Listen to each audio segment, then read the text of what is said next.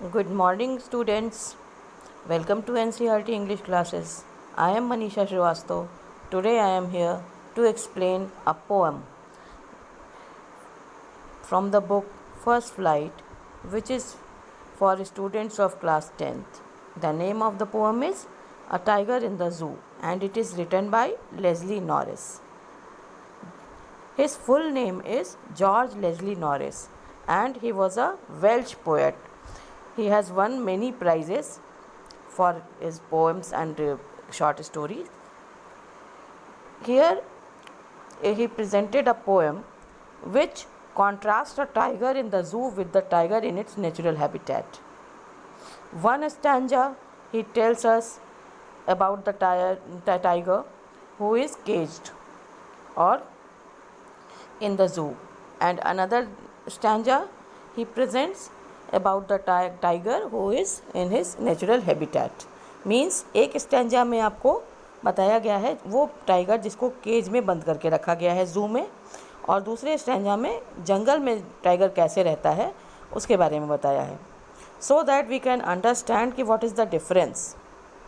और टाइगर जब अपने नेचुरल हैबिटेट में रहता है तो अपने आप कैसे रहता है, और जब वो केज में बंद कर दिया जाता है तो कैसे होता है। तो that is just an inhuman act कि वी प्रिजन द टाइगर। और the poem moves from the zoo to the jungle and back again to the zoo, मतलब जू से जंगल की ओर जाती है पोएम और फिर वापस जू में आती है, so that we can compare easily, ताकि हम आसानी से समझ जाएं कि अगर हम किसी को प्रिजन कर देते हैं, केज में बंद कर देते हैं, तो क्या उसके ऊपर बीतती है और वो कैसा बिहेवियर उसका चेंज हो जाता है। हालांकि इसका कोई राइट किसी भी ह्यूमन को नहीं है कि जस्ट थोड़ी देर के फ़न के लिए, जैसे हम किसी ज़ू में जाते हैं और स्पेशली अगर टाइगर को देख के आते हैं तो हमें बड़ी खुशी महसूस होती है कि वाह हमने टाइगर को देखा ज़ू में। तो सिर्फ अपने फ़न के लिए, सेल्फिशनेस के लिए किसी जानवर को कैद कर देना ये बिल्कुल अमानवीय है। इसी बात को प्रेजेंट किया गया है पोएम में कि अगर वो आज़ाद होता टाइगर तो वो कैसे बिहेव करता, और आज हमने जब उसको कैद कर दिया है तो वो कैसे बिहेव कर रहा है। He stalks in his vivid stripes the few steps of his cage on pads of velvet quiet in his quiet rage. When it is talking about cage, so that we can understand that the first stanza is about the tiger who is in zoo. अब क्या बताया जा रहा है कि zoo में जो tiger है जिसको हमने केज में रखा है, he stalks in his vivid stripes. Vivid means bright coloured. You know कि टाइगर के ऊपर ब्राइट कलर के स्ट्राइप्स बने होते हैं, तो अपने ब्राइट कलर को लिए हुए वो अपने ब्राइट कलर की बॉडी के साथ, स्ट्राइप्स के साथ केज में सिर्फ वो फ्यू स्टेप्स चल पाता है, because the length of the cage is not so much. एक जंगल में इसको पूरा स्पेस मिलता है टाइगर को कि वो here he can roam about in here and there, but in a cage he can only walk few steps on pads of velvet quite.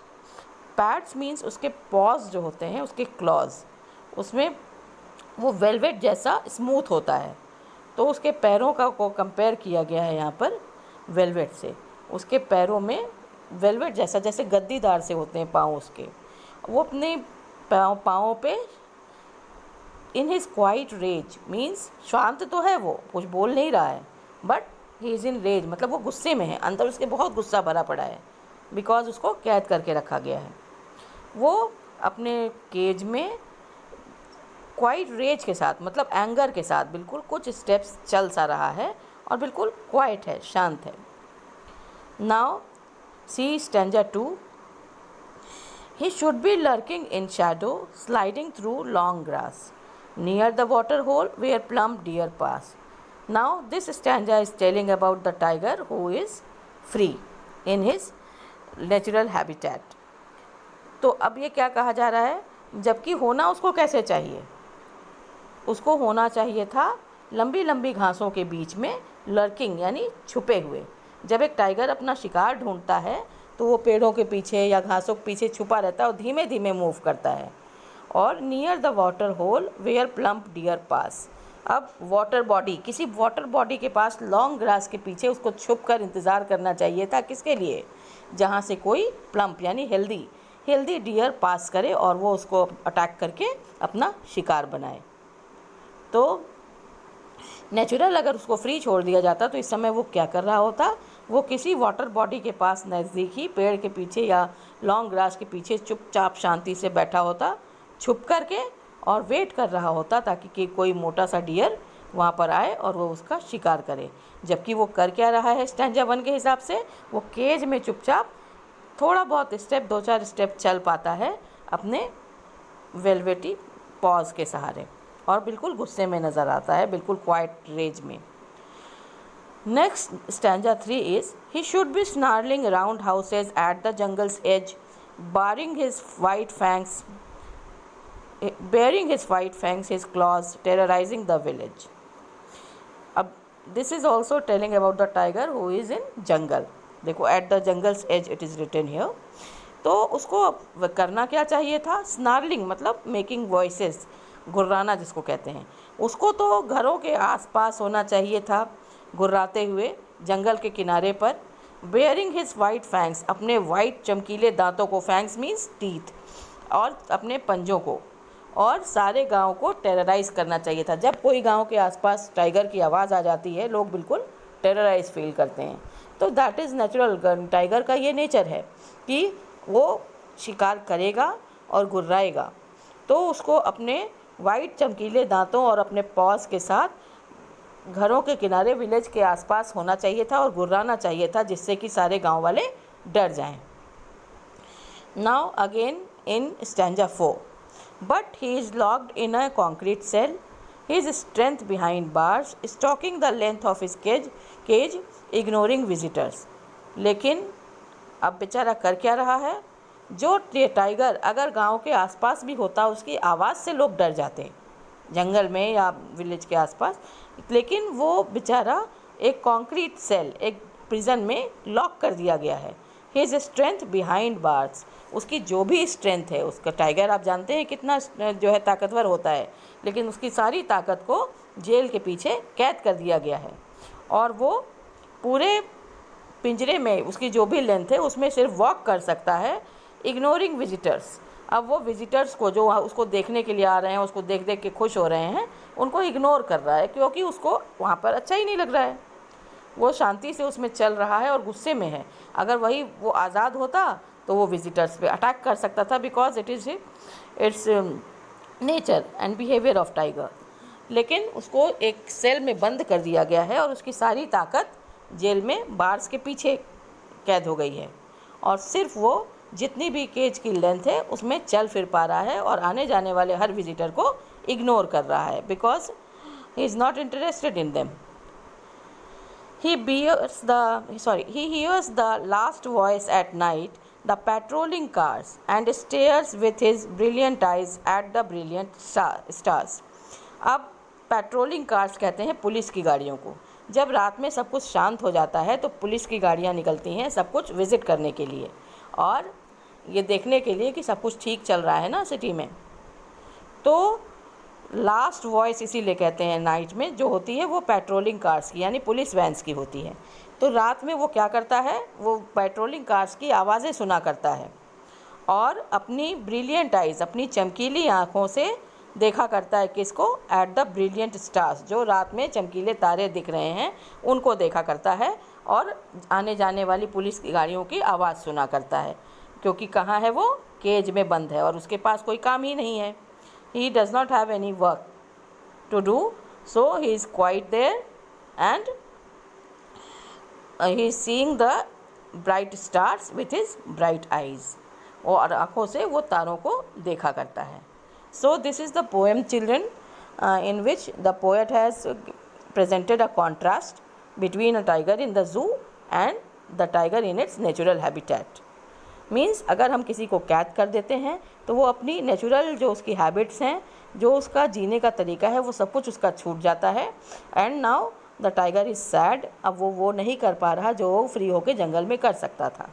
तो ये पोएम लिखी गई है इसको बताने के लिए कि हम किसी भी टाइगर को, या उसको टाइगर को आप समझिए किसी भी जानवर की को ले सकते हैं आप, कि अगर हम उनके नेचुरल हैबिटेट से हटाकर उनको कैद कर देते हैं तो दिस इज़ नॉट गुड, क्योंकि हम ऐसा करते हैं सिर्फ अपने फ़न के लिए, थोड़ी देर के लिए मज़े लेने के लिए, कि किसी को कैद करके हमने देख लिया, टाइगर को देख लिया अपने आप को एंजॉय कराने के लिए, तो ये चीज़ गलत है। हमें उनको उनके नेचुरल हैबिटेट में ही छोड़ देना चाहिए जहाँ वो फ्री होकर जी सकें। Now children, I will talk about the rhyming scheme in the poem because questions are oftenly asked from that. See the first stanza. How will be seeing the rhyming scheme? First line, it is ending with stripes. Stripes को अगर हम A मान लेते हैं तो cage is not matching with stripes, तो it will be B. Then again in third line it is quiet, so it is not matching with stripes or cage, then it will be C. Now in fourth line it is rage, it is matching with cage, so it will be B. So rhyming scheme in this stanza will be A, B, C, B. In second stanza also it is shadow, grass, hole and pass. Shadow will be A, grass will be B, hole will be C and pass again will be B, because it is rhyming with grass. So rhyming scheme in this stanza is A, B, C, B. The whole poem is like that only. The rhyming scheme in all stanza is A, B, C, B. Now we should talk about the poetic devices used in this poem. The first word he. Children, you have seen that we don't use he for the animals. It is used always. Means tiger को ही लगाया जा रहा है, इसका मतलब उसको personified किया जा रहा है. तो first rhyming scheme is personification. And as you see in the first line, stalks in his stripes. S sound is prominent and S is consonant, so consonance is used there.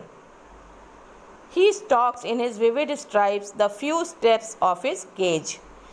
We have on the second line without any comma, so it is enjambment. Enjambment is used here. On pads of velvet, it is said and compared to the paws or claws of tiger. Pads of velvet कहा जा रहा है tiger के पाँवों के लिए, जो कि स्मूथ होते हैं वेलवेट की तरह. तो here we have not used as and like words. As और लाइक लगा के जब हम कंपेयर करते हैं तो सिमिली का यूज़ होता है, but when we compare without using as and like, then it is metaphor here. On pads of velvet, metaphor is used here. So that's all about the poem, children. I hope you have understood it, enjoyed it and liked it. Thank you so much.